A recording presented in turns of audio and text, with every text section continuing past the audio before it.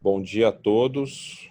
A gente está recebendo as pessoas. Primeiro, quero agradecer a presença de todos que chegaram aqui. Aqui eu sou Daniel Rimoli, eu trabalho na área de comunicação da Pinpoint, que é o Saulo vai falar um pouquinho, mas é a empresa que trabalha com monitoração e observabilidade. Eu estou junto aqui com a Aline, nós dois estamos juntos aqui no apoio. E hoje o nosso dia vai ser discutir a inteligência artificial, né, o estado que a gente está, o ponto que a gente chegou no final de 2020, começo de 2021, uma breve introdução e depois a gente vai falar sobre como ela tem sido aplicada à observabilidade, né? Essa palavra que andou crescendo aí nos últimos anos, que é a nova cara da monitoração, né, da manutenção dos negócios, da inteligência que está por trás da tecnologia on, né, keep IT on, né, como a Pinpoint coloca. Ao final, por volta das 8h50, 8h45, a gente vai ter um espaço para perguntas, né?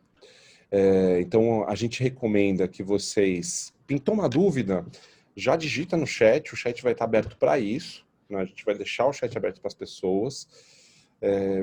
E bem no finalzinho ali, lá pelas 8h55, a gente vai sortear um livro que foi cuidadosamente escolhida pelos nossos palestrantes aqui, Máquinas Preditivas, a Simples Economia da Inteligência Artificial, né? Então, é uma recomendação nossa também. Durante a conversa aqui, a gente pode até recomendar outras leituras, outros investimentos, para que vocês possam ter mais fluência dentro do tema, né? Então, sem maiores delongas, eu queria apresentar o nosso primeiro convidado, que é o Alexandre Del Rey, né? Primeiro, eu quero agradecer imensamente a presença dele aqui, o tempo disponibilizado para trabalhar junto com a gente. É uma grande honra fazer essa parceria junto com a i2AI. O Alexandre é sócio fundador da i2AI. Né? Ele tem uma longa carreira dentro do segmento de tecnologia aplicada à inteligência. Né? Então, ele é doutor em gestão da inovação e mestre em redes bayesianas, com abordagem de inteligência artificial, título conquistado pela FEA, USP, Faculdade de Economia e Administração da Universidade de São Paulo. Ele é pós-graduado em administração pela GV e graduado em engenharia mecânica pela Unicamp. São mais de 20 anos de experiência, tanto empreendedora, como investidor, como professor também dessas tecnologias. E eu queria passar a palavra para ele, depois eu vou falar um pouquinho do Saulo da Pinpoint, para que ele fale esses primeiros minutos sobre inteligência artificial. E aí depois a gente vai falar sobre observabilidade nesse segmento. Obrigado, Alexandre. Obrigado, Daniel. É sempre gostoso a gente ouvir as pessoas falando da gente, né? Falar, poxa vida, se a minha mãe estivesse aqui ouvindo isso, ia ficar orgulhosa.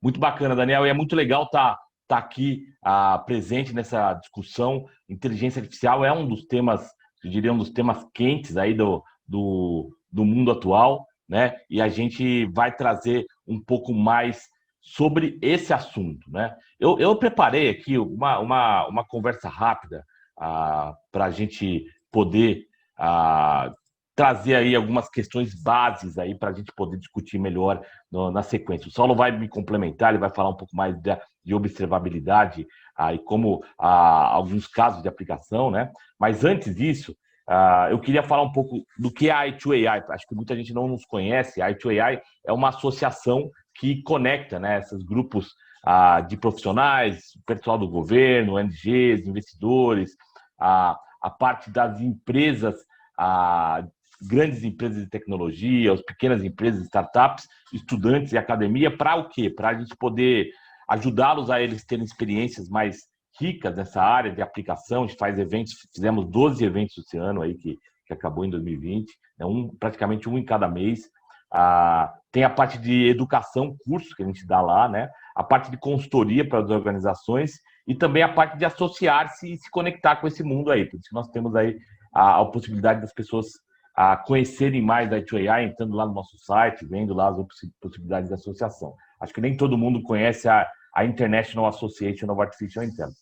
Isso posto, né, já que você já conhece um pouco da i2AI, o papel nosso é ajudar as empresas, as organizações, a entender melhor esse mundo. E quando a gente fala de negócios, eu acho que cada vez está mais claro de perceber quanto que a tecnologia ela é um fator habilitador para as organizações poderem alcançar a sua estratégia. Eu trouxe esse slide aqui porque eu acho que ele dá muito bem essa cara. Fala, olha, a tecnologia não substitui a estratégia. A tecnologia não é o fim em si, ela é meio.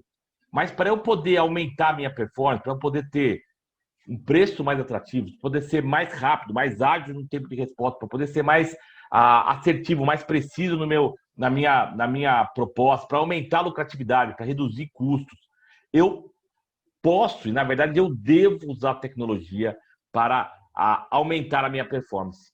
E quando a gente fala de tecnologia, são muitas tecnologias disruptivas, mas uma que eu chamo a atenção e destaco pelo poder de disrupção é a inteligência artificial. Quando a gente fala de inteligência artificial, tá certo que a gente está falando, quando fala de inteligência artificial, de várias tecnologias com esse jargão aí, nós estamos falando de machine learning, nós estamos falando de RPA, nós estamos falando de processamento de linguagem natural, NLP, nós estamos falando de chatbots, nós estamos falando de visão computacional. Nós temos um conjunto de tecnologias, mas elas juntas podem facilitar, habilitar a capacidade das empresas a entregarem mais valor para os seus clientes.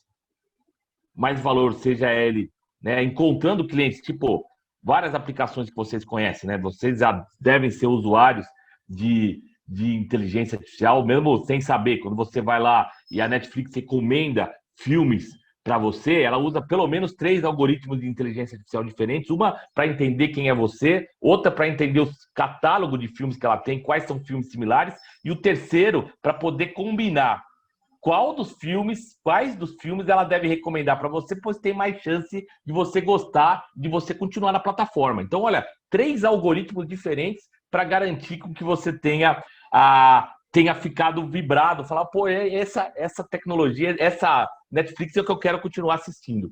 Então, quando a gente fala de tecnologia, a gente está pensando nisso. Olha, eu preciso ter uma empresa que olhe para a estratégia dela e fala onde eu posso melhorar os meus Key Performance Indicators, como eu posso melhorar os meus indicadores de performance. E aí eu vou buscar na tecnologia esse apoio.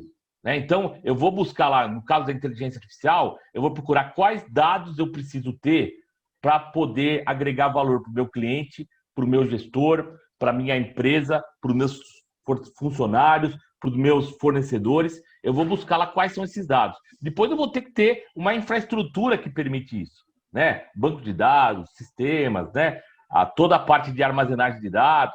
E, não menos importante, os algoritmos. Eu preciso ter acesso a algoritmos que façam essa transformação de dados, que me deem as respostas certas. Essa é a parte da inteligência artificial.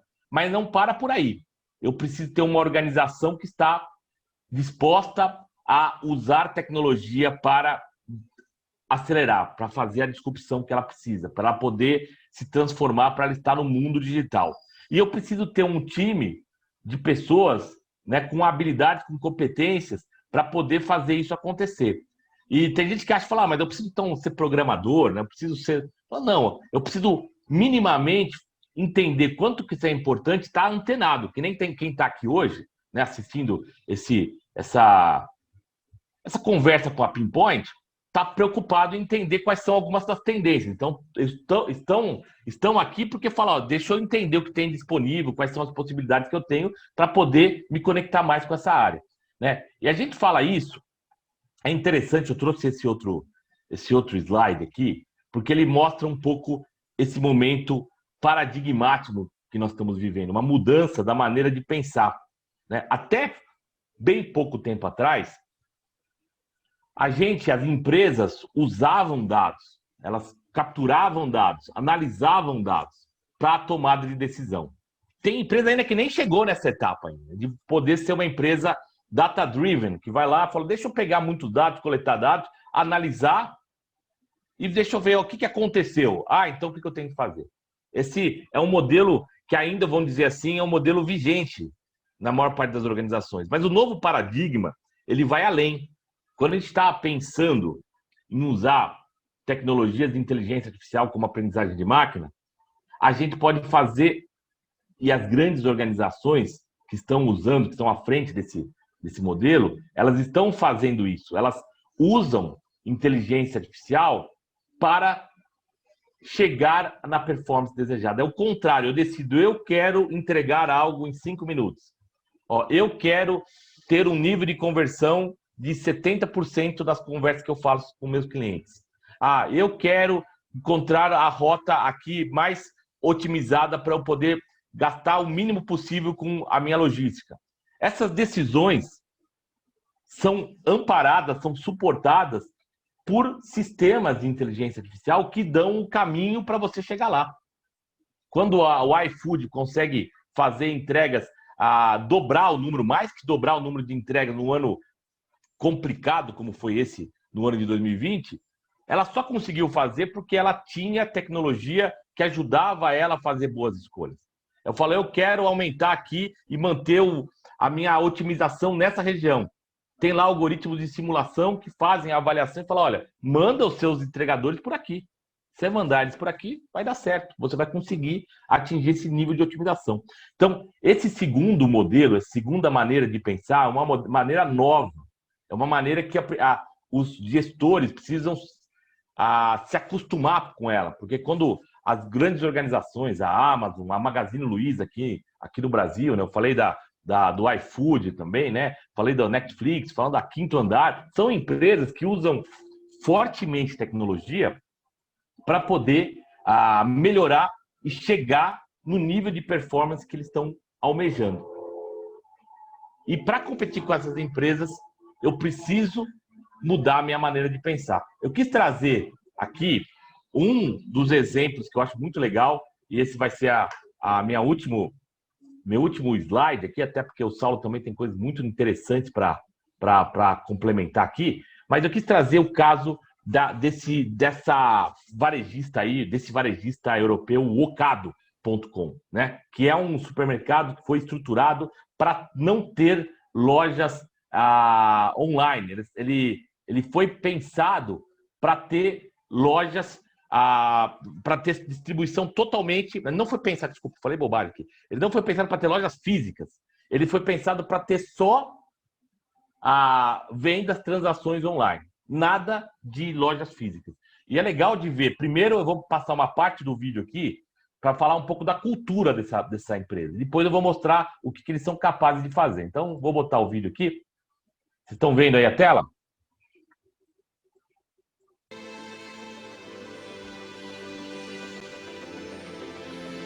We are Ocado Technology, and we have been transforming online grocery through technology and automation. We build cutting-edge solutions using artificial intelligence, machine learning, data science, robotics, cloud technologies, and even Internet of Things. And all of this innovation is born out of 7 development centers across the whole Europe. The scale of Ocado's ambition is fairly breathtaking. So there's a sense of opportunity to learn, but to contribute and actually make a difference. We've come from almost nowhere, and we found ways to solve problems that no one else in the world has managed to solve. This is cutting-edge robotics research that we're taking and putting into production. And I think we are really at the beginning of a cusp of what's going to transform operational economics for our retail partners around the world. What I found it's unique in the Ocado culture is this passion. The ability to experiment, to check new things. You have the autonomy to go out and look for different solutions, new solutions. That's what the whole place is about. How can we do it better? The senior management have a great respect to the engineers, and they do have a great level of technical understanding of the things we are building here. People are keen to build their own solutions instead of outsourcing from others, because we believe that what we build by our own will be the best. We are Ocado Technology. This is us.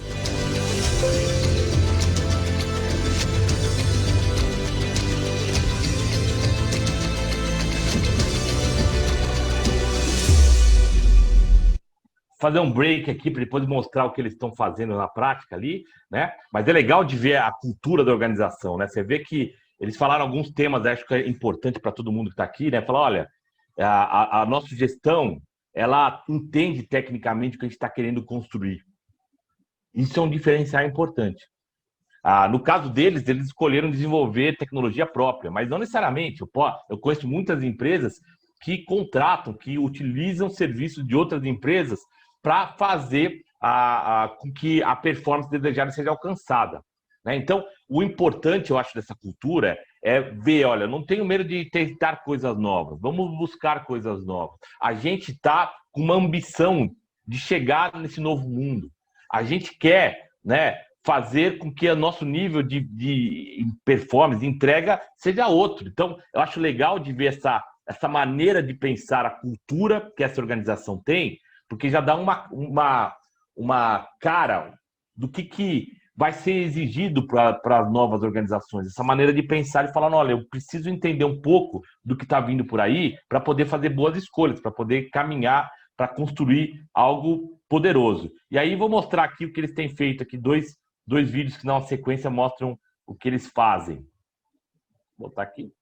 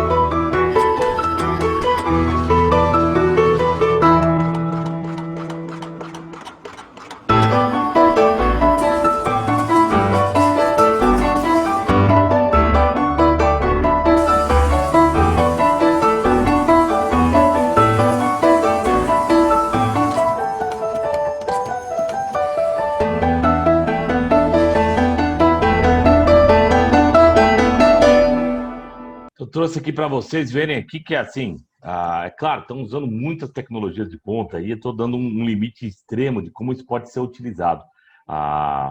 O que eu acho que é importante vocês refletirem aqui essas tecnologias vão mudar o patamar de performance de todas as organizações, já estão mudando. A gente está vendo essa empresa Ocado, que no setor de distribuição, né, na parte de vendas, varejo online, né, de um supermercado, vamos dizer assim, mas isso não está acontecendo só com esse setor, né? Está mudando a área da medicina, está mudando o agronegócio, está mudando os escritórios de advocacia, está mudando aí as empresas de prestação de serviços, está mudando o setor de educação, o setor de construção civil. Então, nós temos muitas oportunidades. Eu acho que é importante cada um de vocês analisar, porque nós pegamos empresas grandes, mas as startups, que são empresas minúsculas, que praticamente estão crescendo agora, né? Elas também, as que estão se destacando, também, mesmo sem ter tantos recursos, elas também estão usando tecnologia para chegar a novos patamares, né? E as que estão fazendo isso de uma maneira correta, muitas vezes estão se transformando em gigantes. Então, essa é a reflexão que eu gostaria que vocês fizessem aqui, como a inteligência artificial, ela está criando novos paradigmas, novas maneiras de pensar, né? De como eu uso essa tecnologia para alavancar a minha estratégia, a estratégia da minha organização, como eu uso algoritmos para entregar performance desejável, né? E eu trouxe aqui o caso do Ocado, que para isso funcionar bem, eu preciso de ter pessoas como vocês, uma cultura que permita com que essas inovações, que essas modificações, que essa disrupção aconteça, tá? Então, é isso que eu queria comentar aqui com vocês. Tá aqui os meus contatos, se vocês quiserem entrar aí meu e-mail, meu telefone. A gente também lá, i2AI, tem lá o site, não tem no Facebook, temos lá no LinkedIn, temos no Instagram, temos no YouTube. Então, você pode também nos contatar em algum desses lugares. Foi um prazer estar aqui. Vou voltar aqui para responder perguntas, pessoal. Não vou fugir não, tá? Então, vou passar aqui. Muito obrigado, Alexandre. Acho que foi muito fundamental assim, para a gente poder retomar e abrir a nossa cabeça para as possibilidades. Eu tenho já algumas perguntas, eu vou te fazer ao final. E até para a gente poder realmente ter esse debate no final, eu queria agora escutar o Saulo, né? O Saulo Meneghini, que é fundador da Pinpoint, né? Saulo é formado em Ciências da Computação e com MBA executivo pelo IPT, na USP. Tem várias certificações, tem quase 30 anos de carreira, já passou pelas mais diversas situações dentro do que a gente chama de Keep IT On, né? Como tornar a tecnologia algo quase que imperceptível pela continuidade dela, mas por trás disso tem muito conhecimento. São 25 anos dedicados à área de monitoração e observabilidade, mais de 190 projetos internacionais e nacionais, e desde 2014 ele trouxe o machine learning e a inteligência artificial para esse mundo que ele já dominava, que é a observabilidade e continuidade dos negócios, né? Para processamento de séries temporais e aplicações em eficiência operacional dos negócios. Pinpoint é uma empresa que existe desde 2009, já fez projetos para grandes corporações, médias corporações, de vários tipos de segmentos, segmento de indústria de alimentação, segmento de comércio, e-commerce, segmento banqueiro, né?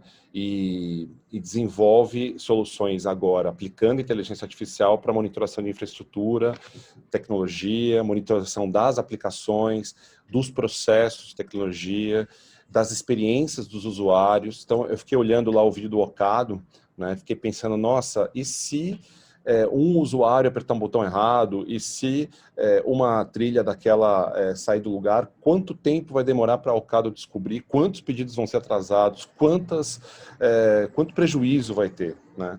Então, essa é a experiência do Saulo, da Pinpoint, e para isso eu gostaria de convidar o Saulo para falar como que a inteligência artificial está afetando o domínio dele, que é a observabilidade, com casos reais.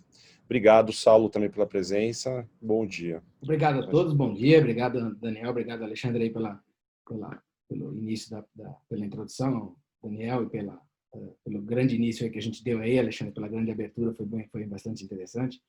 Bom, conforme o Alexandre apresentou para a gente, né? A gente trabalhando nesse novo mundo digital, né? O pessoal fala muito transformação digital, etc. Então, ha sido a palavra do momento, né? Nos últimos anos, transformação digital, etc.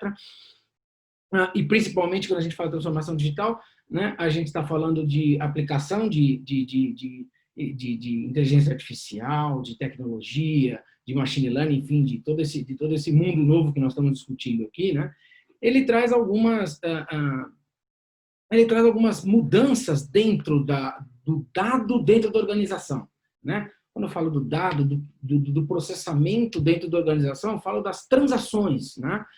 A primeira coisa que acontece quando a gente nessa transformação é que para você obter a transformação digital não tem jeito, você precisa criar a captação e o processamento das transações, ela tem que ocorrer 100% online e automatizada, né? Ela tem que ocorrer, então, de forma onde as interações humanas sejam mínimas, né? E para que isso aconteça, né, uma segunda grande transformação que acontece é o ecossistema, né? Até pouco tempo atrás, as organizações costumavam construir sistemas que se autocontinham, eram sistemas internos dentro da companhia, fechados, utilizados somente pelos colaboradores da companhia, né? E com poucas integrações externas, e quando elas existiam, elas eram normalmente batches externos, era muito pouco acoplado com o mundo externo. Na transformação digital, né, nessa nova economia que nós estamos vivendo, na verdade não existe mais isso, né? A gente hoje trabalha com um ecossistema de parceiros e agentes internos e externos fortemente integrados. Gente, vamos lá, não precisa ir muito longe. Há quantos anos que a gente não consegue movimentar mais uma carga sem emitir a nota fiscal?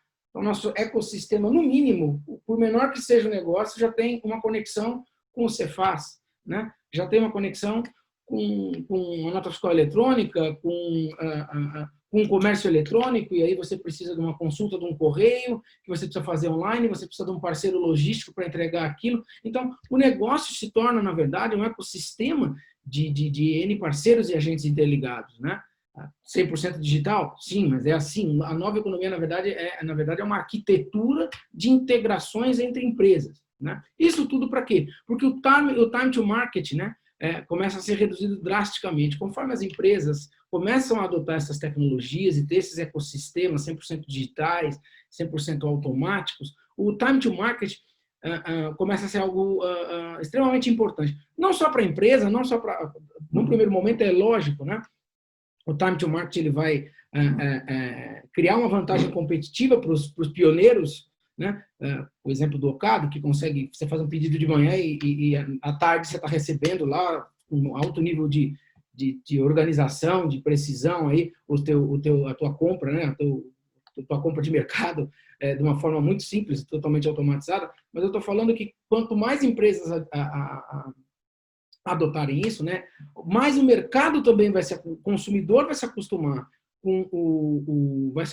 com esse time to market reduzido, e daqui a pouco já não é mais uma vantagem competitiva, é uma obrigação. Você está fora do negócio se você falhar com o seu time to market, porque o teu concorrente vai fazer, né? Os processos em cadeia são totalmente automatizados, mas existe uma dependência, né, mudanças de estágios, né? E, ao mesmo tempo, esses novos processos digitais, essas novas cadeias de processos digitais, elas também têm organizações que vão conseguir achar outras oportunidades de negócio dentro da sua própria cadeia, né? Estava vendo um estudo de uma empresa onde era uma empresa de transporte que, na verdade, ela tinha um domínio tão grande sobre logística, aplicou tecnologia, que ela se tornou uma empresa de plataforma logística. Ela largou a frota dela de logística para se tornar, na verdade, um core business, para ser um desses parceiros para poder coordenar a logística, porque ele tinha aplicado inteligência a tal ponto que ele conseguia utilizar a logística para isso. Então, ele conseguiu identificar até novas oportunidades de negócio. Então, esse novo mundo, ele é bastante interessante, essa transformação digital, ela passa por esses 5 elementos que a gente está discutindo aqui. E quando a gente fala, a primeira coisa quando a gente fala de ter um negócio digital, ter um negócio coordenado por, né, inteligência artificial, machine learning, etc., a gente vai passar por o conhecimento do negócio, entender o comportamento do negócio. Tá? É uma das primeiras etapas para qualquer processo de construção, né, de uma cadeia online, você conhecer, entender o seu negócio, entender como ele se comporta. O que nós estamos falando aqui? Volumes, né? Quais os volumes do meu negócio, né? Quantos pedidos entram, de que família são, etc. Com quais taxas que ele entram, quanto que é o tempo de processamento entre cada etapa, com que sazonalidade isso acontece, quais são os tempos, taxas, volumes que eu tenho por canal, por origem, por parceiro, por geolocalização e as N possíveis dimensões e quebras que nós podemos ter, né? E quais são as cadeias e filas de processos que estão envolvidos, né? Então, ter um conhecimento minuto a minuto sobre esses elementos é o que permite, né, a construção de um processo digital que funcione. Se você não tem controle sobre essas variáveis que estão aqui dentro, né, qualquer outra, inclusive qualquer outra iniciativa de machine learning, etc., não vai ter muito sucesso, porque se você não tiver esses KPIs na mão, se você não tiver esse conhecimento na mão, você não tem a base para construir nada novo, nada diferente. Você tem que entender o seu negócio em primeiro lugar, né? E aí, dentro de machine learning, né, o que eu tenho me dedicado bastante, dentro da parte de machine learning, inteligência artificial, essas variáveis que a gente discutiu no slide anterior, elas justamente falam de uma coisa que se chama séries temporais, tá? Então, séries temporais, né, é o comportamento de determinado fenômeno ao longo do eixo X, que é o tempo, né? Então, toda vez que a gente está estudando qualquer coisa, como ela se comporta ao longo do tempo, é um estudo de série temporal. Isso é uma disciplina específica, né? Quando a gente fala de inteligência artificial aqui, o Alexandre fez algumas citações aí, tem Machine Vision Natural Language Processing, você tem bots, você tem... As aplicações são N, e cada uma vai ter um algoritmo diferente, uma abordagem diferente, etc. Séries temporais também, ela é dentro de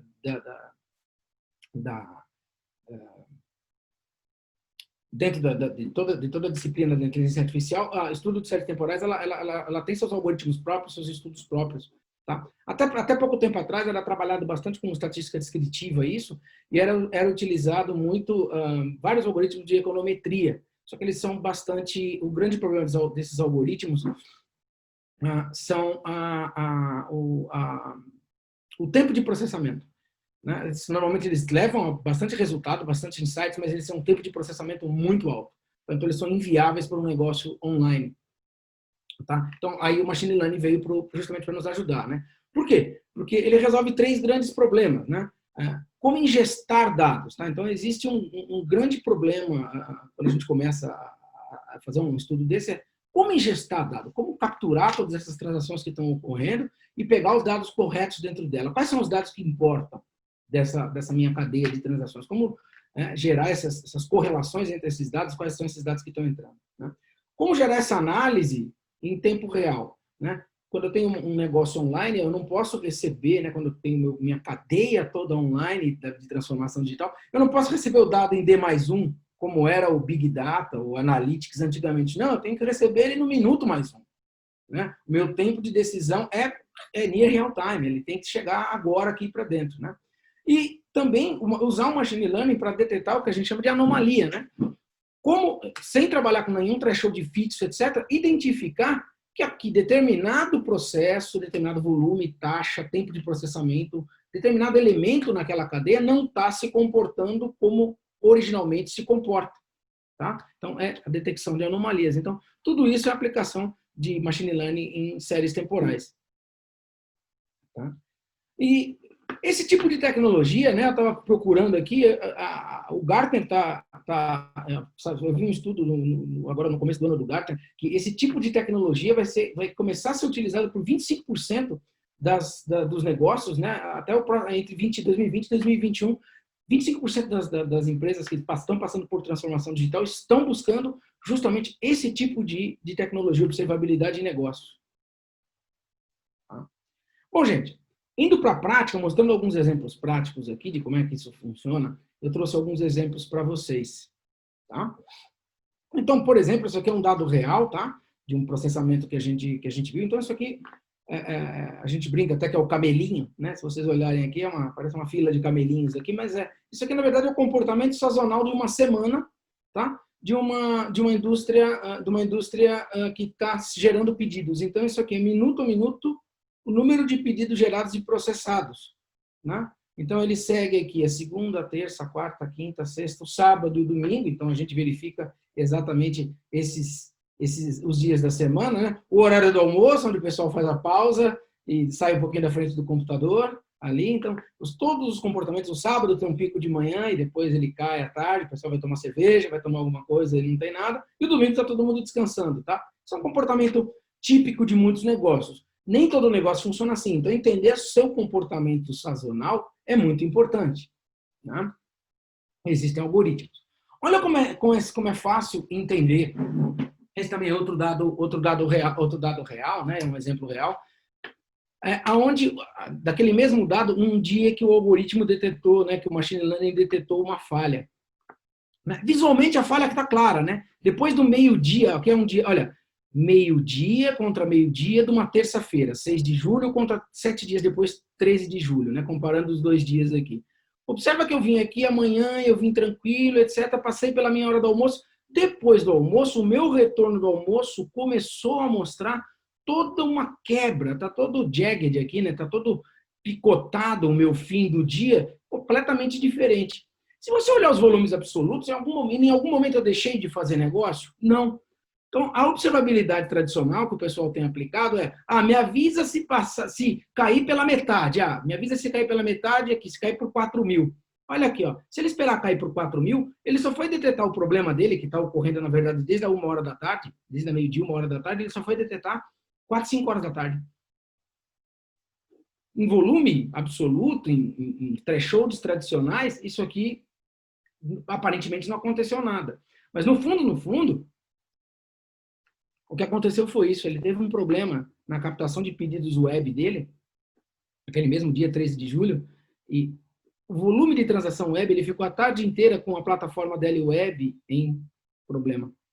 Então, isto causou para ele um impacto de, se eu não me engano, é isso, exatamente, está aqui o número, foram 9% do faturamento do dia dele em vendas online. E não parece perceptível. Humanamente olhando, não parece perceptível, né? Assim, olhando o gráfico aqui, agora está bem, eu explicando o fenômeno, está bem claro. Mas sem algoritmos para apoiar essa observabilidade, esse minuto a minuto, a gente não teria visto. Para vocês terem uma ideia, tá? O nosso algoritmo tinha detectado nesse primeiro momento aqui, né? Por volta de meio-dia, 1h, tá? Uma granularidade, se eu não me engano, aqui foi de 15, isso aqui estava trabalhando com uma granularidade de 5 minutos. Em 5 a 10 minutos ele já tinha detectado esse problema. Ele não teve que esperar até o fim da tarde para descobrir que ele perdeu 9%. Tanto que ele foi mitigando, ele foi reiniciando o site dele, e por isso que a gente tem esse sobe e desce aqui, né? Ele conseguiu, de alguma forma, reagir e diminuir um pouco o prejuízo dele. Né? Outro uso de caso, aqui já utilizando já a nossa solução, um cliente nosso que ele tem várias transações online, tá? Ele costuma receber mais de 100 transações por minuto ali dentro, ele tem uma cadeia de origens e parceiro, cada bolinha aqui é uma origem e parceiro, vocês podem ver, ele tem operação no Brasil inteiro, né? E a gente aqui fez uma detecção de anomalia, né? Então, houve uma detecção de anomalia que existem algumas detecções de anomalia que ocorrem dentro do modelo da série temporal, mas a mais simples dela que eu trouxe aqui é uma anomalia de volume. Houve uma anomalia de volume. Ele está detectando, ele está trazendo, olha, apesar de ter transações ocorrendo nesse minuto, uma origem de dados sua está com problema e ela está afetando, né, a tua performance no dia de hoje. Né? Olha quantas transações por minuto, e aqui, obviamente, o gráfico ele até já ajuda aqui, ele trouxe o highlight aqui, ó, este parceiro aqui, né, este produto parou de performar. Né? Você está vendo aqui, cada barrinha aqui a cada 5 minutos, faz algum tempo já que ele estava dando problema. Né?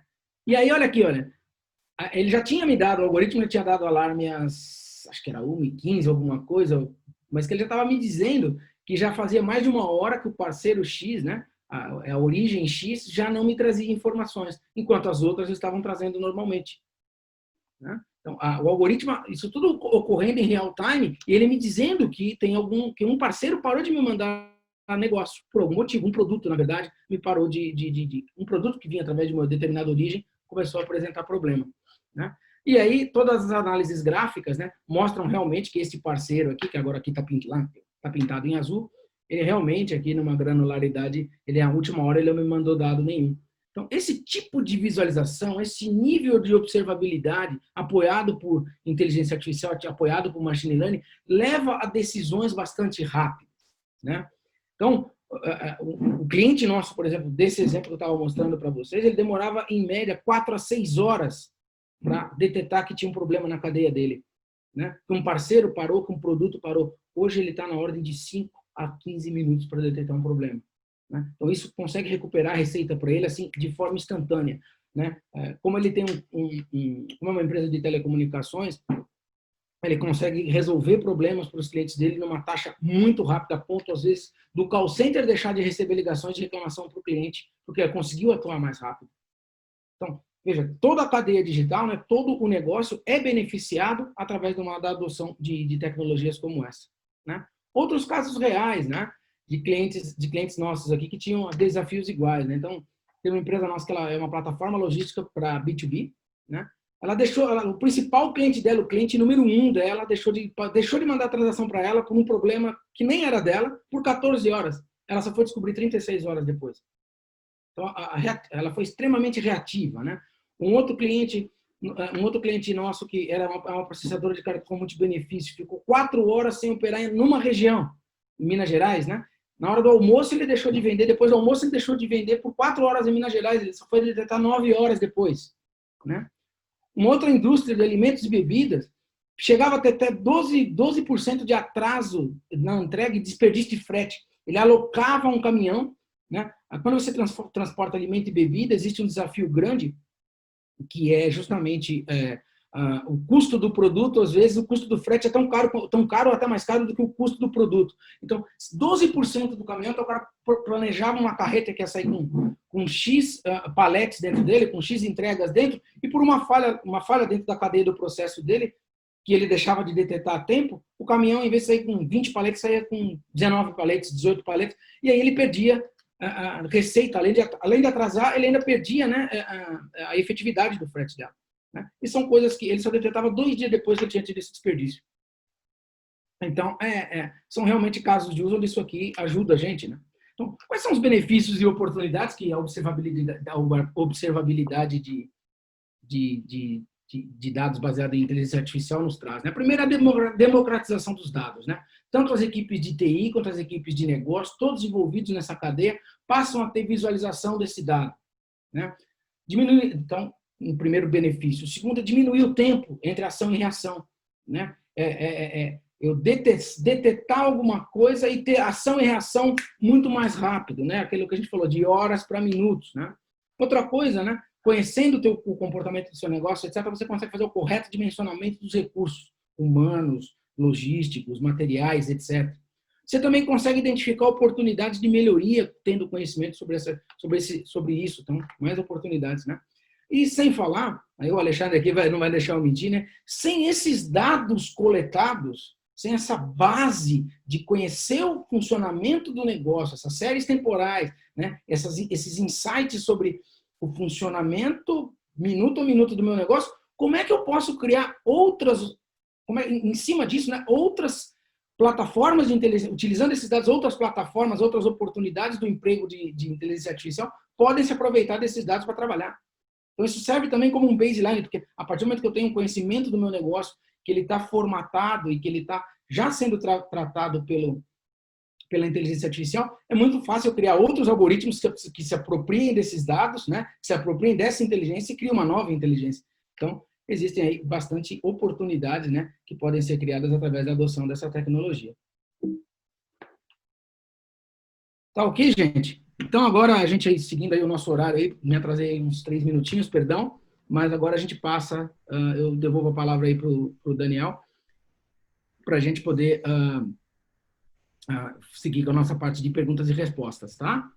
Mais uma vez, obrigado a todos. Obrigado pela essa banha de realidade, né? De como que a gente está enfrentando a velha monitoração, né, dentro de um novo paradigma. Pessoal, eu fui mandando perguntas aqui no chat, mas fiquem à vontade para mandar algumas perguntas. A gente tem ainda uns 7 minutos antes até do sorteio. E eu queria mandar uma pergunta então para o Alexandre. Alexandre, dentro do seu ponto de vista, né, você tem olhado a inteligência artificial por meio de uma posição, olhando de uma maneira genérica, falando com muita gente, falando com muitos professores, pessoas que estão aplicando a tecnologia, muitas empresas. A sensação que a gente tem é a de aquela robotização, né? E a inteligência artificial como uma tecnologia aplicada para sugerir, para recomendar. Você até usou o exemplo do Netflix, né? O exemplo do mercado também é um exemplo focado no consumidor final. Mas aí a gente fica com uma dúvida, né? Eu não sei se a gente tem informações sobre isso, mas o quanto que a inteligência artificial também está atuando no back-office, digamos assim, na manutenção da tecnologia, o quanto que ela desperta essa atenção, se isso tem atraído os CEOs, os orçamentos, digamos assim, de destinar um investimento para algo que talvez não vá ser a joia que vai aparecer na mídia ou na imprensa, mas vai ajudar na continuidade dos negócios de uma maneira geral, na parte de trás, principalmente na área de tecnologia, né? O quanto que a inteligência artificial tem ajudado com isso também? Daniel, excelente pergunta, Daniel. Assim, eu acho que a à medida que as pessoas começam a entender o que dá para se fazer com essa tecnologia, eu gostei muito dos exemplos do Saulo para mostrar aí quanto que nós estamos falando de dinheiro na mesa, de resultado. Imagina quanto que é 10% do resultado, né, de um dia ou 4 horas sem estar rodando no seu principal, um dos seus principais estados de venda. Isso aí pode ser a diferença entre você cumprir ou não cumprir a meta, né, Daniel? E agora ele pegou um caso isolado, imagina isso multiplicado por, sei lá, quantas vezes isso deve ocorrer. E o pior é que tem empresa, esse caso foi um caso que a empresa descobriu que estava assim. Imagine quantas empresas nunca sabem, nem têm a noção de que isso aconteceu. E aí é o dinheiro que ela nem sabe que ela perdeu. O pior do fala, poxa, eu estou fazendo um esforço enorme, estou fazendo aqui, e ela não tem essa noção. Então, eu vejo inteligência artificial, né, sendo aplicada não só para... Eu entendi que você está falando, olha, dá para aplicar para o B2C, para o consumo, né, como o caso lá que tem do supermercado, da Netflix, de outros. Só, claro, quando você vê ela sendo aplicada na inovação de produtos e serviços, todo mundo pode ter a sua própria experiência. Mas acho que o mais bacana é ver quando ela está gerando competências, capacidades que você não sabe por quê, mas aquilo está no back-office, né? Exemplos típicos, né? A Stone, por exemplo. A Stone tem um atendimento 100% humanizado, mas por trás do atendimento 100% humanizado da Stone, tem muita tecnologia que diz exatamente pro atendente que vai lá atender o cara da maquininha, lá que liga para ele e fala, olha, eu sei qual é o seu problema, mas não é que ele, pessoa, sabe. O computador ajudou ele a identificar o problema e ter uma conversa efetiva, eficiente de resolver o problema, né? Eu falei do caso do iFood. O iFood, ele, para você conseguir que ele entrega rápido para você, ele faz um trabalho enorme de simulação, identificação de otimização de rotas, para poder fazer com que a coisa chegue barata, rápida, no tempo certo, né? E isso com um número de pedidos que foi mais que o dobro do que o ano passado. Então o cara teve que gerar essa capacidade que quem não tem tecnologia fica fazendo o quê? Eu falo, cara, eu não vou conseguir pegar essa demanda, vou perder venda, né? Eu não vou entender o meu problema, não vou conseguir resolver. Então, essa pergunta, Daniel, eu acho que ela é as tecnologias de inteligência artificial, né? O Saulo deu alguns exemplos de como machine learning pode ser usado aí para melhorar o suporte. Tem, assim, um número infinito de exemplos.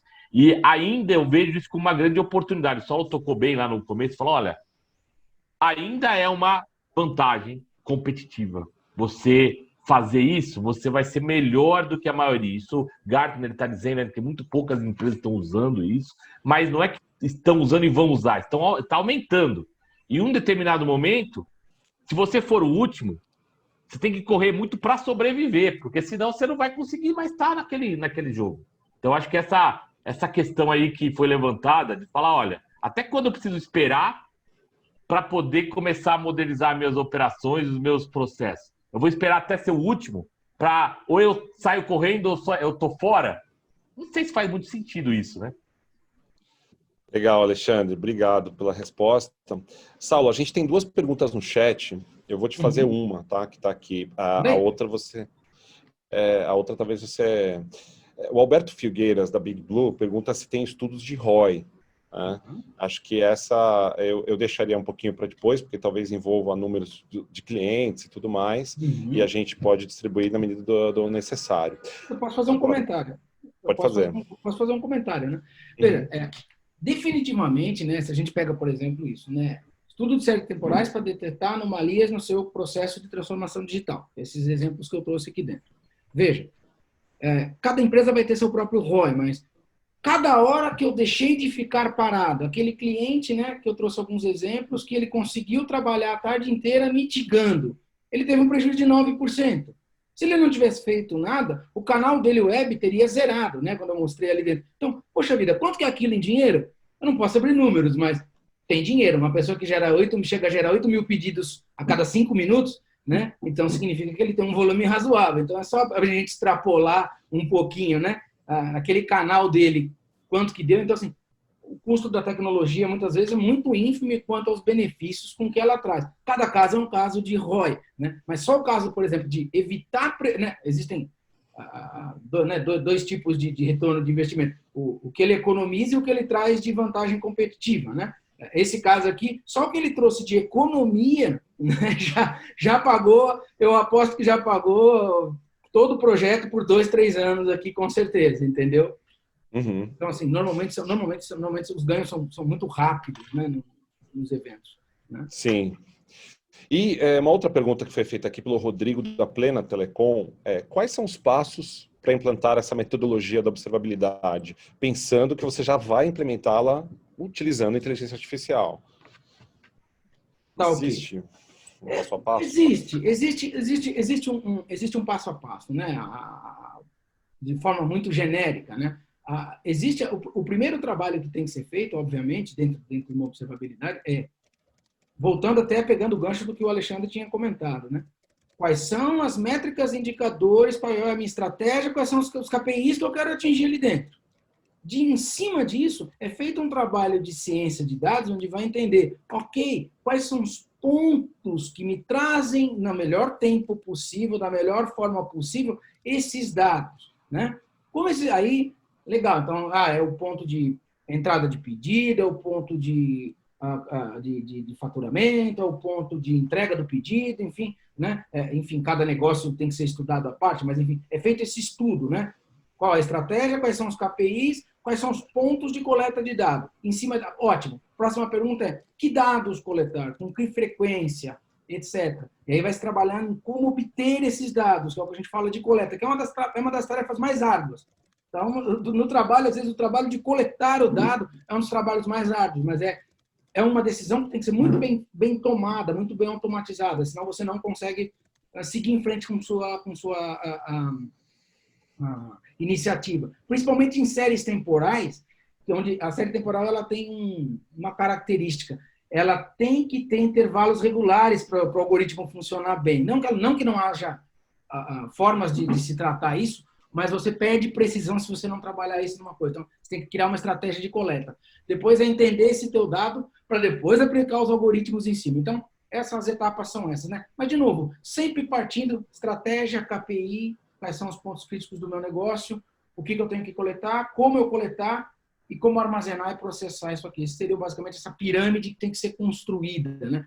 Quais modelos aí, cada dado vai ter uma abordagem, né? Um algoritmo, um ajuste do algoritmo para atender. Né? Mas é totalmente possível. De novo, o negócio é o driver. Legal, Saulo. Muito obrigado. Eu queria passar a bola para a Aline, então, rapidamente. A gente já está 2 minutos ultrapassado do tempo. Então é isso, gente. Eu queria também agradecer o Alexandre, o Saulo, todos os presentes. E é isso. Legal, gente. Muito obrigado pela presença. Obrigado, Alexandre. Obrigado, Saulo. E vamos seguir adiante com esse papo. Legal, foi um prazer. Grande abraço. Muito obrigado a todos aí. Um bom dia. Obrigado pela presença. Obrigado, Alexandre, mais uma vez. Obrigado pela tua grande contribuição. Legal. Tchau. Abração, gente. Tchau, gente.